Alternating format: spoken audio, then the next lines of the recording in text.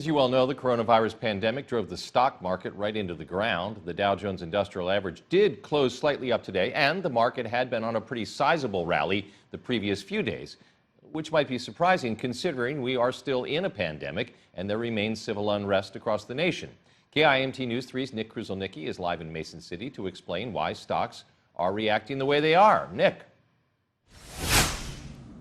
You're right, George. It really doesn't make a lot of logical sense for the market to have gone up as much as it did. But you also have to remember one thing that drives markets, and that is greed and fear. Now, earlier this afternoon, I spoke with Race Hardy, who teaches economics at Riverland Community College. He thinks the markets reacted the way they did because restrictions have been lifted in several states on June 1st. Large-scale investors saw an opportunity to buy in. On top of that, the federal government has been spending a lot of money lately. They make up 1/3 of economic activity right now. But Hardy tells me the stock market is not an accurate measure of the health of the economy.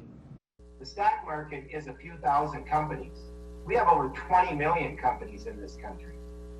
The Dow, which is the #1 most quoted financial stat in the world, is 30 companies.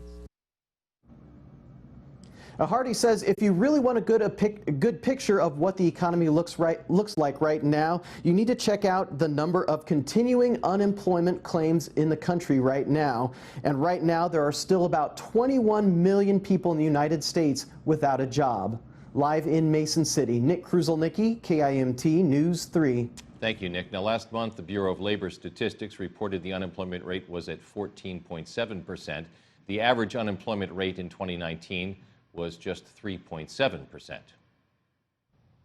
Let's get a quick look at the latest coronavirus case numbers in your community.